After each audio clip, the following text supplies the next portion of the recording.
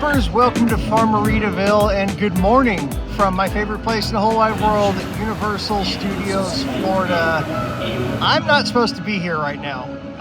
This trip is a weird surprise. I found out, it's Friday morning. I found out Wednesday at about 5 o'clock that I was going to be down here because the company I work for had a rush order to be delivered to Orlando, and apparently it was cheaper to book a quick flight and throw that in some luggage than it was to overnight ship it. And so lucky me, I'm now a courier. So today's video is brought to you by coffee because I'm going to need a lot of it. It is very early. I got in late last night, delivered the package, and now I am up here before park open with the rope droppers. That's not normally my speed, but it's all the time I have because I have to fly back early today. I actually got here so early today that I am parked in premier parking that pass holders get, but also the front row.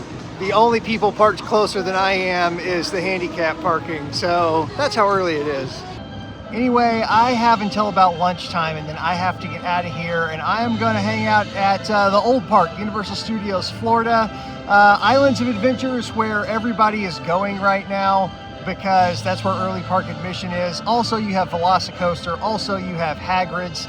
And I'm just avoiding the crowds. I'm going to go try to get some quality time on the Mummy and some of my other favorites at this park. This has been a long, rambly intro, but maybe that's just the coffee talking. So let's just get to it.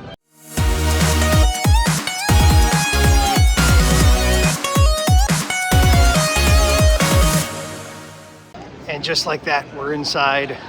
It's like the opening of HHN, but tamer, far fewer people. And the opening ceremony was they grab a family, hand them a script, and they say, lights, camera, action, we're open. That was kind of cute.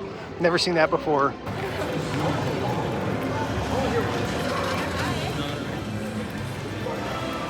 Daddy, you want to go in order?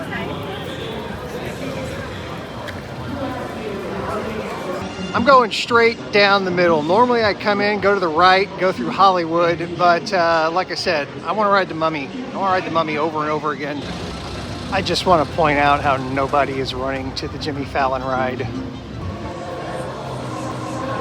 We've done it before.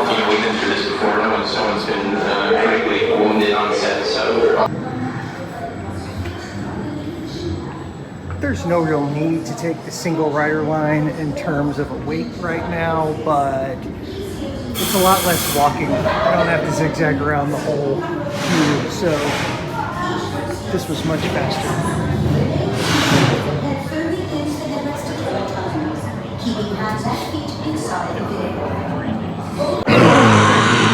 Three times. I just did the Mummy 3 times in a row, and you can see in here in Sahara Traders, there's nobody. It's still a ghost town, and I'm tempted to do the Mummy again, but I'm gonna go explore some other stuff in the park, try to take advantage of these short lines.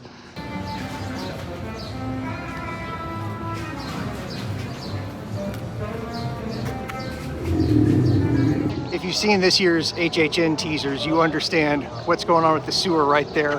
I was just getting weird looks from like clearly tourists who are not in the know, like, why is this guy taking a picture of the sewer? There is a ton of new equipment in the lagoon for the new lagoon show. Again, starting in about 3 weeks before I can get back. Right now there is a 0-minute wait at Fast and the Furious. That's actually how it is every day. Shea Alcatraz is still undergoing a refurb, but they have a temporary booth set up. The downside to being here this early in the day is that you can't get a beer yet. The following attractions will be open at 9 a.m. I have heard a lot of whining in the AP group about delayed attraction opening, and I understand why. If you have, you say the park's open at this time and this time, why isn't it all open? But I have worked in a theme park, not this one, a different one that's not open year round, and just seeing firsthand the amount of effort it takes to keep a theme park up and running, the attractions, the maintenance, cleanliness, all of that. It's a huge effort, and the parks here in Orlando are open 365 days a year, not to mention that they're better. Like, this is the epicenter of theme parkdom. What's the word there? The theme parks here, Universal and Disney, set the standard for a fantastic theme park. And so I know how much effort it takes to do a lesser project than that. So I'm willing to cut a little bit of slack when they say, all right, we're going to open an hour later. On that note, I will also point out there's strategy still involved there. You notice that they didn't take any A-list attractions. They're not saying like Velocicoaster is going to open late or Hagrid's is going to open late. They know the high demand, the A-list stuff, and they prioritize that. The secondary wave is the stuff that they have to put a delay on, and that makes sense. Yeah, kind of throwing me under the bus over here. Come on. Get out. Wait a minute. Are you Slytherin? Yeah, baby. No wonder. Look at that, man. Hey, Paul, you know what I just found out about Slytherin? What'd you learn? Man, did you know that a Slytherin will cross a road twice? Why do they do that? Yeah, they always seem to double cross. Watching the voodoo head in the bus at Harry Potter is something I've never really taken the time to do. So it's just a fun, interactive puppet show, just like the fountain over at IOA. And I want to show you this. Diagon Alley. Look, you can see the ground. That's how few people are in here.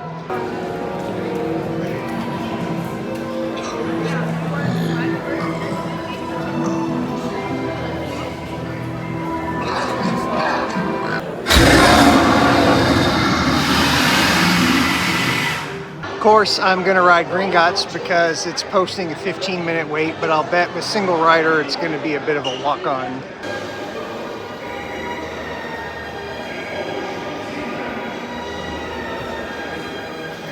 Single rider line skips all the fun eye candy.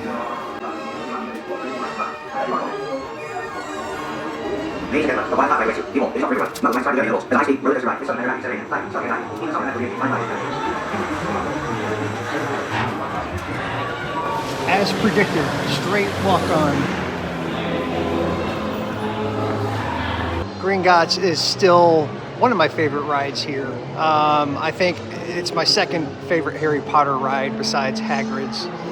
Question, viewers, is 9 a.m. too early for a beer when you're on a working daycation? Funny, I agree with you guys. No, it's not. I'm sipping on this delicious, nutritious Dark Forest Ale from the Wizarding World of Harry Potter here at Universal Studios, Florida. And behind me is the Simpsons ride. I heard a troubling rumor not long ago that the Simpsons area might be going away in the future. And nothing great lasts forever, but let's face it, Disney owns Fox now, and Fox owns the Simpsons. So I'm sure whenever whatever kind of contract agreement comes up for renewal, it may not last forever. But what's more depressing to me is that we won't be able to get Duff beer anymore. So after I finish this, I think I'm going to ride the Simpsons ride and get a Duff, for old time's sake, of course. And while I'm drinking a beer and waxing poetic on things of the past, right over this direction, there's Men in Black, and right back there is the Bill and Ted Theater, as I call it, because that's what it's home to for me. That was the first thing I saw there, and the show that I love most there. But it actually started as the Wild, Wild, Wild West stunt show, and then it became Fear Factor Live, and that has now gone away. And really, it kind of lays empty unless they use it for special events or Halloween Horror Nights. The last 3 years, it's been home to the Fuel Girls and Nightmare Fuel, and that's been a great show. I think Academy of Villains had a stint in there 1 year for HHN after Bill and Ted ended, and those are all great. But what's it doing now? It's just sitting there empty, and that kind of bums me out. I hope they will put some kind of new live action show in there, or I hate to say it, at least maybe demo it and use the space to add something else, because I find myself here when there's no special events, no Mardi Gras, no HHN, no Christmas, and sometimes it just seems like there's dead spaces in the park. Like, hey, there should be something to do over there. And during those special events, there is. But on a regular, standard operating day, it feels like there's kind of some holes to fill. Krusty, get those tourists out of your mouth. You don't know where they've been.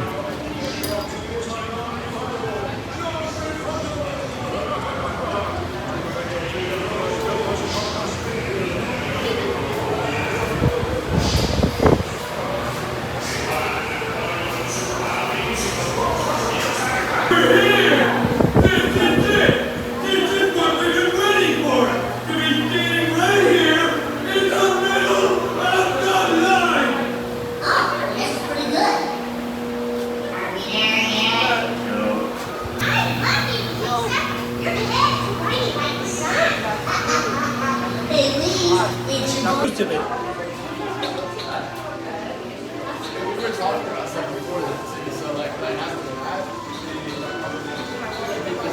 My favorite thing about this ride is not the ride, it's all of the parodies of theme park tropes and stereotypes.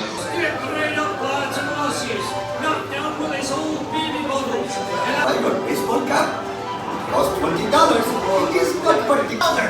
Only 45 more minutes. Just kidding. I have no idea how much longer it is. So here to entertain you are Itchy and Scratchy. Hey, those are just two drunks you fished out of the gutter. That's a lie. You're fired. Leave the suit. Go, kick the suit. Walk, don't run. Take your seats in an orderly fashion, and please watch your head as you enter the vehicle. If you have difficulty dealing with small spaces, make the crusty crew member aware of this before entering the vehicle. Once you are seated, please pull down on the lap bar. Oh, I'm shaking up now. Like I said, the actual ride here, it's an old school simulator ride. It used to be the Back to the Future ride, and it's a motion simulator on a giant domed IMAX screen. So it's a little nauseating if you're not into that sort of thing.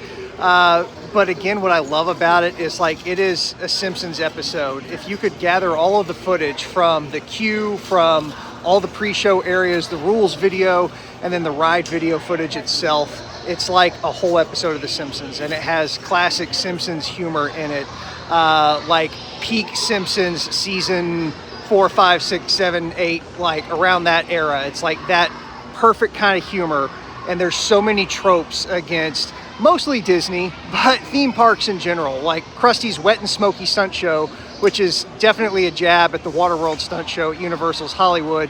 But there's also Captain Dinosaur's pirate ripoff, and the Small World is parodied by the Elves show that Maggie watches, and there's a lot of just straight up jabs, like a billboard in the background that says send money to Universal Studios. So for all those reasons, I will always love this ride. I do not consider myself a car nerd, but if I could have one sports car, one movie car, it would be the DeLorean time machine. Like I mentioned earlier, DreamWorks Land behind these construction walls is going to open up here in a few weeks, and I'm sad that I'm missing it. I'm also curious if they're going to have any copies of this stuff in Frisco. Also, E.T. Adventure got a brand new sign that just went up yesterday, as it turns out. So, yay, I'm one of the first to see the ET sign. I just overheard some TMs saying that they're under certain weather codes. It's getting dark and it's raining, and the radar says it's gonna get nasty. Umbrellas are being taken down, stuff like that. So I'm gonna try to jump on ET and kill some time. And then maybe after that, I'll be able to get a duff. Got my interplanetary passport. And we're headed into the jungle. It smells like the ET ride. Forest? This is a forest, not a jungle. An unmistakable smell of ET.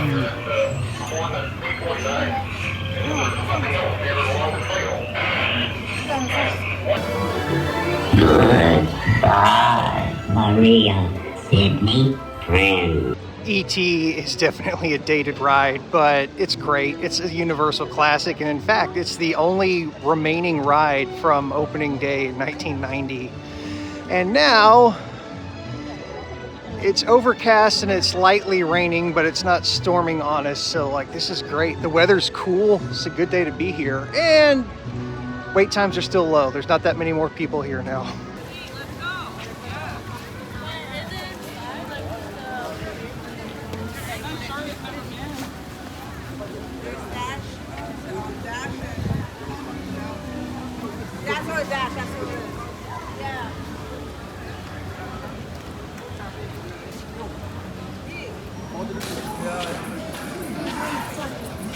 Moe's is open.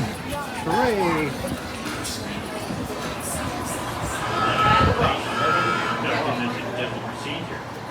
Making polenta, that's a procedure. You're talking about deadly, life-threatening surgery.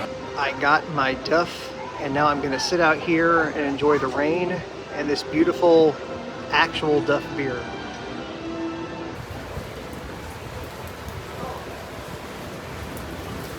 and enjoy a duff. Can't get enough of that wonderful duff. While I was sitting here enjoying my duff in the rain, I checked Facebook, and HHN posted an hour ago that they just dropped some new merch today, and I'm in the park, so I'm gonna head over to Five and Dime after this and see what kind of new HHN merch is going on. I may grab a t-shirt.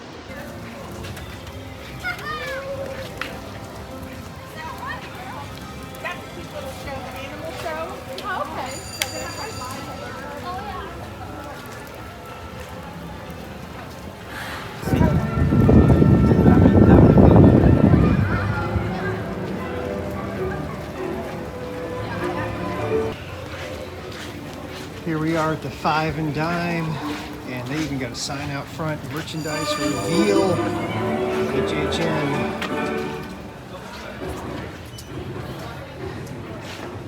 Oh, look at this stuff. It's like 90s street punk stuff.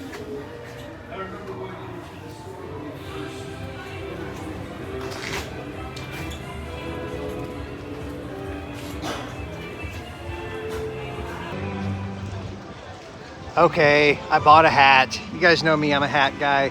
And what I like about this is it's all like, it's one of the foam soft brim trucker's hat things. So wearing it out here in the rain, getting sweat in it, really breaking it in will help shape it. So it also says where horror lives. Yeah, so I'll probably wear this tonight when I go to Texas Frightmare weekend, because I'll fit right in. And I'll probably be the only person there with the new merch drop from HHN at Universal. Go figure. Whoa, 16 and a half hour wait for the Mummy. I'm glad I wrote it this morning. They're clearly having sign issues. It's not a 16-hour wait, probably more like 30 minutes. Chez Alcatraz is finally open. I got time for one more beer before I have to catch a ride to the airport. Capping off this lovely visit with a blue moon from Chez Alcatraz. No Murph today. Murph, the celebrity bartender for Chez Alcatraz. I'll be excited to see what the new Chez Alcatraz looks like when they're finished with the remodel. You can see Bruce's tail sticking up over the wall over there.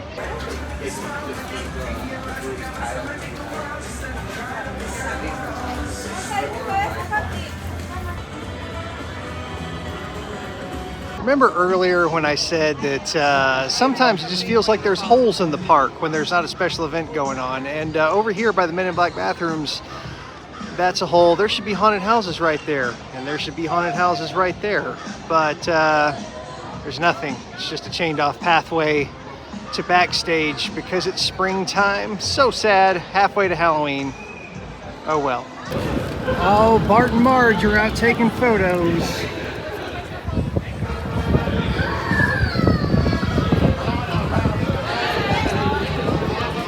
Is it really a trip to Universal if you don't get a picture in front of the globe? Also, the humidity today is doing wonders with the water fog. Like, it is extra foggy and I love it. It's about lunchtime, but no lunch for me as I have to catch a ride to the airport. But I picked up a new hat. I'm now wearing two hats. And I'm headed back to Dallas, and I'll see y'all at Texas Frightmare weekend in just a few hours. Second mandatory photo op, the welcome sign on the bridge at City Walk.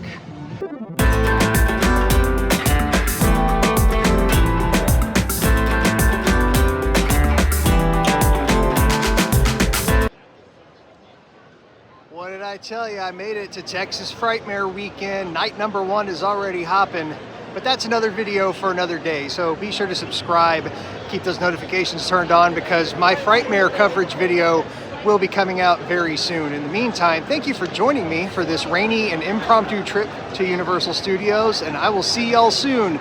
Go do stuff.